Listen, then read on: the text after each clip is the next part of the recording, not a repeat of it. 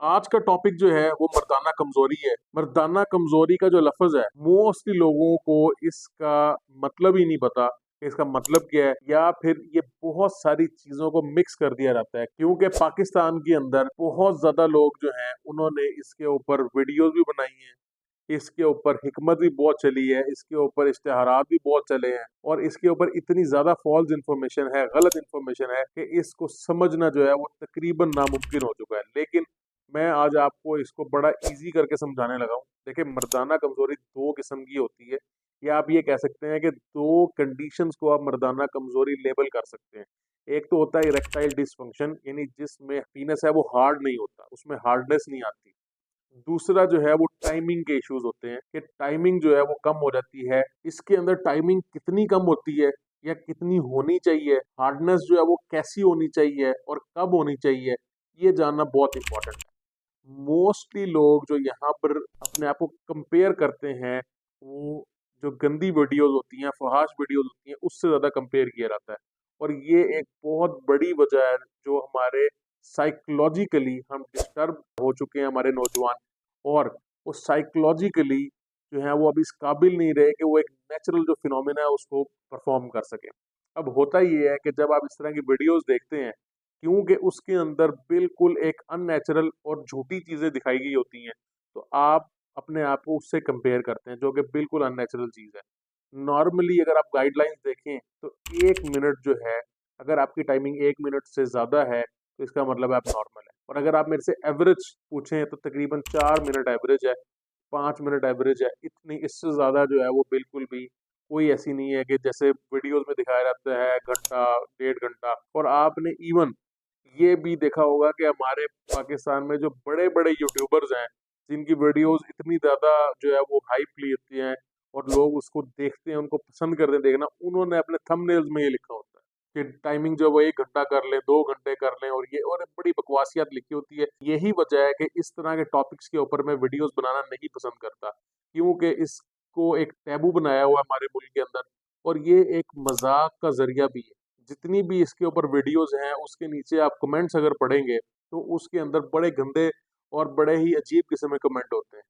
और मैं चाहता हूं कि मैं आपको इस चीज़ पे एजुकेट करूं, क्योंकि ये वाकई ही हमारे नौजवान नस्ल की साइकी को डिस्टर्ब करते हैं, उनको साइकोलॉजिकली डिस्टर्ब कर देते हैं। तो जैसे मैं आपको पहले बता चुका कि इसकी जो एक सबसे बड़ी वजह है वो है आपकी फहाश वीडियो देखना, या इस तरह का मवाद कंज्यूम करना जिसके अंदर सेक्सुअली चीज़ों को बहुत ज़्यादा एग्जैजरेट किया होता है, बहुत ज़्यादा उनको जो है वो हाइप करके दिखाया होता है।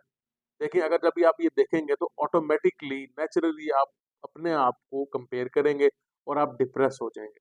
जब आप डिप्रेस हो जाएंगे तो आप उस तरह कभी भी परफॉर्म नहीं कर सकेंगे। और यही पॉइंट मुझे अपने दूसरे पॉइंट पर लेके आता है, जो है डिप्रेशन या स्ट्रेस या एंजाइटी। अगर आपकी रोजमर्रा की जिंदगी के अंदर डिप्रेशन है, एंजाइटी है, आप स्ट्रेस रहते हैं, तो आपकी परफॉर्मेंस अल्टीमेटली कम होना शुरू हो जाएगी। क्योंकि ये एक हार्मोन्स का जो है वो खेल है, आप ये समझ लें। जैसे है आपके स्ट्रेस हार्मोन बढ़ते हैं, कॉर्टिसोल बढ़ता है, तो आपके ये वाले फंक्शन जो है वो कमजोर होना शुरू हो जाते हैं। अगर आप ये चाहते हैं कि आपके फंक्शन बेटर हो, तो आप अपने कोर्टिसोल लेवल्स को कंट्रोल करना शुरू करें, स्ट्रेस लेवल को कंट्रोल करना शुरू करें। तीसरी इसके अंदर जो सबसे इंपॉर्टेंट चीज़ है वो है हमारी डाइट। हमारी डाइट के अंदर ऐसी चीज़ें हैं जो हमारी ब्लड शुगर को बहुत ज़्यादा स्पाइक करती हैं, और एकदम स्पाइक करती हैं। उसकी वजह से आपकी आर्टरीज जो है जिसके अंदर खून जाना है, वो आहिस्ता आहिस्ता अपनी लचक छोड़ जाती है।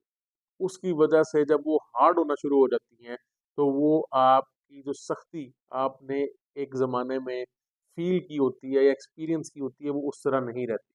अगर आप ये चाहते हैं कि आप वापस उस चीज़ को एन्जॉय कर सकें, तो आपके लिए बहुत इम्पोर्टेंट है कि आप शुगरी चीज़ें ख़त्म कर दें अपनी ज़िंदगी से। हाई ग्लाइसेमिक इंडेक्स वाले फूड बिल्कुल ख़त्म कर दें। चौथी जो चीज़ है इसके अंदर वो है आपकी डेली लाइफ़ के अंदर कि आप कितने एक्टिव हैं। उसमें एक्सरसाइज़ आ जाती है, इवन उसमें आपकी सोशल लाइफ़ आ जाती है। अगर आप सिर्फ़ घर में रहते हैं, बैठ के मोबाइल पे या टीवी के ऊपर शोज़ देखते रहते हैं, वीडियो गेम्स खेलते रहते हैं, और आपकी कोई अच्छी सोशल लाइफ़ नहीं है, आपकी ज़िंदगी में कोई एक्सरसाइज़ रूटीन नहीं है, तो अल्टीमेटली आपका टेस्टोस्टेरोन लेवल जो है वो डिक्रीज़ होना शुरू हो जाएगा।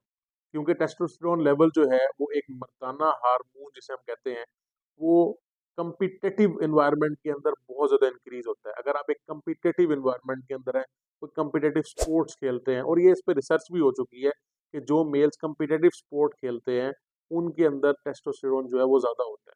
जो लोग डेली एक्सरसाइज़ करते हैं, डेली वॉक करते हैं या स्पेशली वज़न उठाते हैं, यानी जिम करते हैं, उनके अंदर टेस्टोस्टेरोन का लेवल जो है वो ज़्यादा होता है। तो मेरी आपसे ये रिक्वेस्ट है कि अगर आपको इस तरह कोई भी मसला है, तो बजाय किसी हकीम के पास जाने के, कोई मजून इस्तेमाल करने के या कोई ऐसी दवाइयाँ इस्तेमाल करने के लिए जिससे आपके ऑर्गन डैमेज होएँ, आपकी बॉडी और डैमेज हो और आप और स्ट्रेस में जाएँ, आप सबसे पहले अपनी एक्सरसाइज़ इम्प्रूव करें। डेली रूटीन के अंदर मैं आपको बहुत ज़्यादा एक्सरसाइज़ का नहीं कहता, डेली 1 घंटा वॉक करें और अगर हो सकता है कि जिम जॉइन कर लें।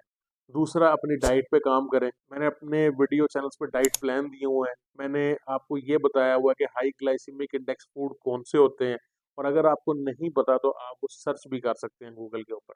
तीसरी चीज़ जो है, आज से ही तौबा कर लें कि हमने कोई भी फ़हाश वीडियो या इस तरह का मवाद बिल्कुल कंज़्यूम नहीं करना। और चौथा और आखिर के अंदर मैं आपको कहूँगा कि अपने स्ट्रेस को मैनेज करने के तरीके देखें। इसके ऊपर मेरी एक मुकम्मल वीडियो भी है। अगर आपको ये नहीं समझ आता कि अपना स्ट्रेस कैसे मैनेज करना है, तो वो वीडियो लाज़मी देखें और हमारे चैनल को सब्सक्राइब कर लें ताकि आपको इस तरह की इन्फॉर्मेटिव वीडियोज़ मिलती रहें।